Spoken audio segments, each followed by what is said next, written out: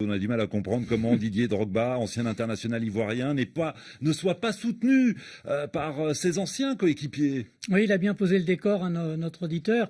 Effectivement, on pouvait penser que ça allait être une formalité pour Didier Drogba d'obtenir l'un des 5 parrainages nécessaires pour pouvoir candidater. Car effectivement, cette élection, elle va se tenir le 5 septembre prochain. Mais pour être candidat, il faut au préalable avoir le soutien, le parrainage de l'un de ces 5 groupements. Alors vous avez celui qui représente les anciens joueurs. Eh bien là, on a choisi de soutenir Sori Diabaté, qui est l'actuel président de la Ligue professionnelle de foot en Côte d'Ivoire et vice-président de la fédération. Les entraîneurs, ensuite, ils ont choisi Idriss Diallo, lui aussi donc candidat. L'actuel président. Hein. Idriss Diallo, non, c'est le même nom, mais c'est Sidi Diallo, l'actuel président. Diallo, oui, Sidi Diallo, lui, est en poste depuis 2011 et il se retire, il ne se représente pas.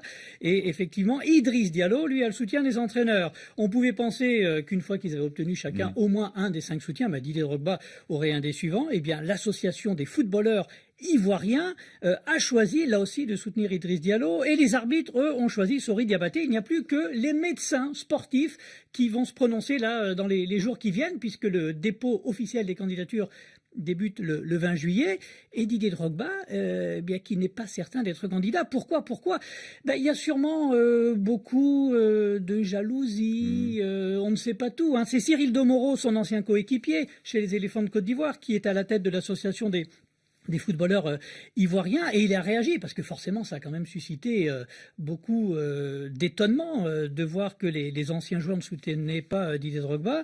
Il a expliqué, Cyril Domoro, on voulait le soutenir il y a 3 ans, Didier Drogba, on est allé vers lui en lui disant si tu veux être candidat à la fédération dans 3 ans on sera derrière toi. À l'époque ça ne l'intéressait pas, et sur les 11 dernières années on ne l'a jamais vu, il n'est jamais venu à une réunion des anciens joueurs ivoirien. Donc il y a sûrement du ressenti. Souvenez-vous, en sélection, il ne faisait pas l'unanimité, même si c'était lui la star de l'équipe. Didier Drogba, 106 sélections, 65 buts.